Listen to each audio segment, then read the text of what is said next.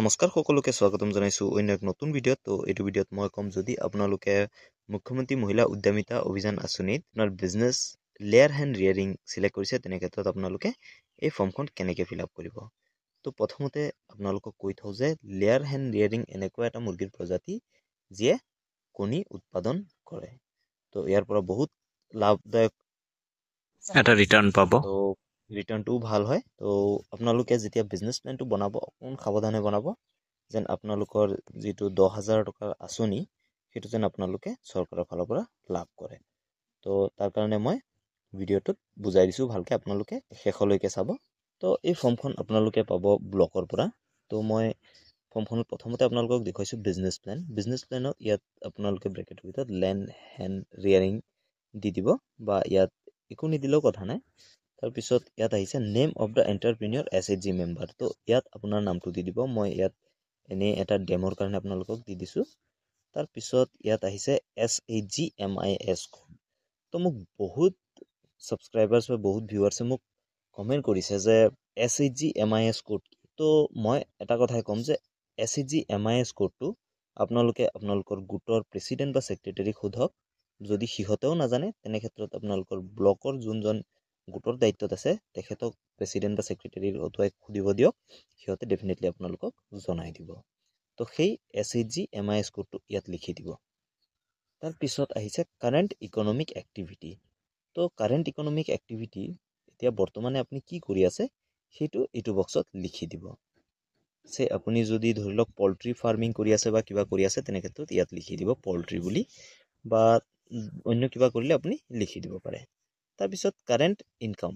তো বৰ্তমানে আপোনাৰ ইনকাম কিমান পাৰ এনাম, তো বছৰি আপোনাৰ ইনকাম কিমান। তো আপুনি ধৰি লওক 10,000 টকা এটা বছৰি ইনকাম কৰে, তো সেইটো ইয়াত লিখি দিব। তাৰপিছত ইয়াত আহিছে name of the business which is being plan to start or expand. তো কি বিজনেছ আপুনি ষ্টাৰ্ট কৰিব, তো ইয়াত আপুনি দি দিব। যিহেতু আপুনি লেয়াৰ হেণ্ড ৰিয়াৰিঙৰ কৰিছে তো লেয়াৰ হেণ্ড ৰিয়াৰিঙৰ লিখি দিব। তাৰপিছত ইয়াত আছে types of business. Types of বিজনেছত আপোনাৰ এতিয়া যিহেতু এইটো লেয়াৰ হেণ্ড ৰিয়াৰিং হয়, তো প্ৰডাকশ্যনত আপোনাৰ উৎপাদন হয়, ছাৰ্ভিচত ছাৰ্ভিচ দিয়ে, সেৱা প্ৰদান কৰে, আৰু ট্ৰেডিং। তো এইটো যিহেতু লেয়াৰ হেণ্ড ৰিয়াৰিং তো এই প্ৰডাকশ্যনত টিক কৰি দিব। মই ইয়াত টিক কৰিব পাহৰিলোঁ। তাৰপিছত ইয়াত আছে ইনভেষ্টমেণ্ট প্লেন। তো আপুনি কিমান টকা ইনভেষ্ট কৰিব, মানে তাত লগাব খটুৱাব, তো সেইটোৱে দিব লাগিব। তো ইয়াত আহিছে চাব পাৰে নম্বৰ পাৰ বেটছ। তো বেটছত কিমান থাকিব, ধৰি লওক আপোনাৰ যদি দুটা বেটছ আছে তেনে ক্ষেত্ৰত পাৰ বেটছত আপোনাৰ 50K থাকিলে। ইয়াৰ পিছত আহিছে নেম অফ দ্য ৰ মেটেৰিয়েলছ। তো আপোনাৰ ৰ মেটেৰিয়েলছ কি কি লাগিব। তো প্ৰথমতে ইয়াত আহিছে ডে অল্ড চিক্স, যিবিলাক ডিম উৎপাদনকাৰী মুৰ্গী আছে সিহঁতটো সেইকেইটাতো লাগিবই। তো সেইকাৰণে সেইটো হ'ল প্ৰাইমাৰী। তো সেইকাৰণে ৰ মেটেৰিয়েলছত প্ৰথমতে আহিব।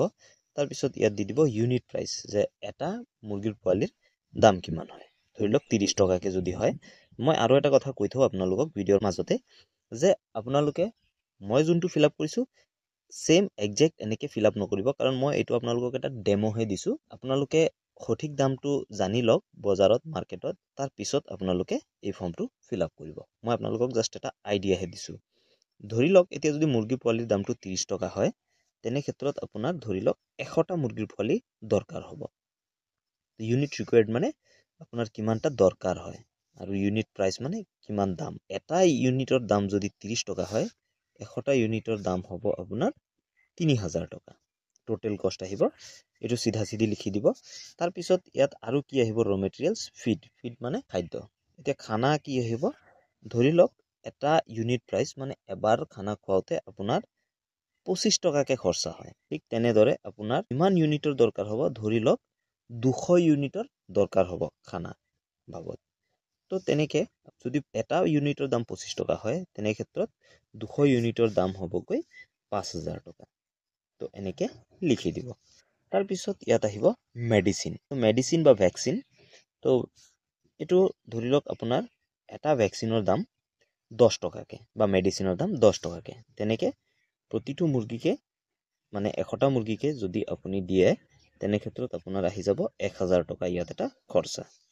তাৰপিছত আহি যাব লেয়াৰ কেজ, মানে আপোনাৰ য'ত থাকিব তো সেই কেজটো লাগিব ধৰি লওক আপোনাৰ পাৰ কেজ মানে এটা কেজত আপোনাৰ 600 টকাকে দাম পৰিল ধৰি লওক 100টা মুৰ্গী ৰখাৰ কাৰণে আপোনাৰ 3টা কেজ লাগে তো তেনেকে আপোনাৰ 3টা কেজত আপোনাৰ 600কে যদি হয় 1800 টকা আহিলে তাৰ পিছত আহিব ইলেক্ট্ৰিচিটি তো ইলেক্ট্ৰিচিটি ধৰি লওক আপোনাৰ পাৰ ইউনিট প্ৰাইস 15 টকাকে তেনেকে আপোনাৰ 100টা ইউনিট দৰকাৰ হ'ব তো তেনেকে আপোনাৰ কিমান হৈ যাব 1500 টকা তাৰ পিছত কি হ'ব টোটেল ইনভেষ্টমেন্ট ইয়াত আপুনি চাব পাৰিব আপুনি কিমান টকা ইনভেষ্ট কৰা হ'ল তো এই গুটেইকেইটা ওপৰকেইটা যোগ কৰি তলত নমাই দিব যে কিমান হয় তো ইয়াত হৈছে 12300 টকা ইয়াৰ পিছত আহিব চাব পাৰে ফান্ড ডিটেইল তো ফান্ডৰ ডিটেইলছ কেইটা দিব লাগিব তো ফান্ড ফ্ৰম MMUA মুখ্যমন্ত্ৰী মহিলা উদ্যমিতা অভিযানত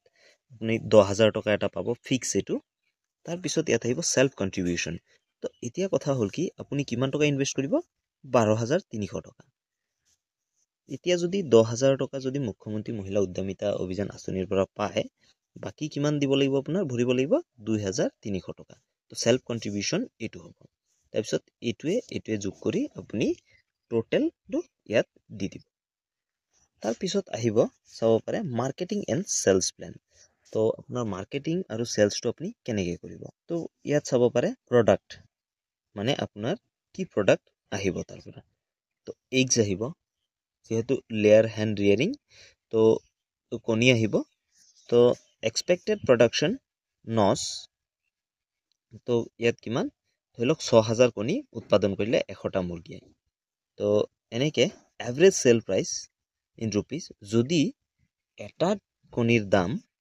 5 টকাকে হয় তেনে ক্ষেত্ৰত আপোনাৰ টোটেল কিমান সেলস কৰিব টোটেল সেলস টাৰ্ন ওভাৰ আহি যাব 30000 টকা তো এটা কণীৰ দাম যদি 5 টকা হয় 6000 কণীৰ দাম 30000 টকা তো হেতু ইয়াত আহি গল হেতু ইয়াত লিখি দিব তাৰ পিছত ইয়াত আহিব এক্সপেক্টেড এডিশনাল ইনকাম পাৰ ইয়াৰ তো বছৰি আপুনি কিমান টকা ইনকাম কৰিব ইয়াৰ বাহিৰেও তো হেতু ইয়াত যদি আপোনাৰ লাগে যে এই কণীৰ বাহিৰেও আপুনি বেলেগ কিবা ইনকাম কৰিব পাৰিব বা আপোনাৰ যদি লাগিছে যে বেলেগ কিবা ইনকাম কৰিব পাৰি তেনে ক্ষেত্ৰত এটো বক্সত আপুনি লিখি দিব তাৰ পিছত ইয়াত আহিছে সাবমিটেড বাই তো এইটো বক্সত আপোনাৰ সিগনেচাৰটো কৰি দিব মানে যোনজনী এসএইচজিৰ মেম্বাৰ হয় তেখেতে ইয়াত সিগনেচাৰটো কৰি দিব ইয়াৰ পিছত আহিছে ভেৰিফাইড বাই তো ভেৰিফাইড বাই ইয়াত আপোনাৰ একো কৰিব নালাগে ইয়াত ব্লক কোঅৰ্ডিনেটৰে ইয়াত সিগনেচাৰ কৰি দিব ইয়াত তেখেতৰ নামটো লিখি দিব তাৰ পিছত এপ্ৰুভ বা ৰিজেক্ট তো হেতু ইয়াত এটো বক্সত হিহতে দি দিব কমেন্ট কৰি দি দিব বা যদি এপ্ৰুভড হৈছে এপ্ৰুভ দিব ৰিজেক্ট হলে ৰিজেক্ট দিব বা যদি কিবা কমেন্ট দিব লগা আছে ইয়াত কমেন্ট দি দিব তো এটোৱে আছিল লেয়াৰ হেন ৰিয়াৰিংৰ বিজনেস প্ল্যান আশা কৰো আপোনালোকে ভালকে ফিল আপ কৰিব বুজি লৈ ফিল আপ কৰিব আৰু এই ভিডিওটো যিমান পাৰে আপোনাৰ বন্ধু বান্ধৱী সকলোৰে লগত শেয়াৰ কৰি দিয়ক যেন হিহতেও উপকৃত হয় ধন্যবাদ জয় আই অসম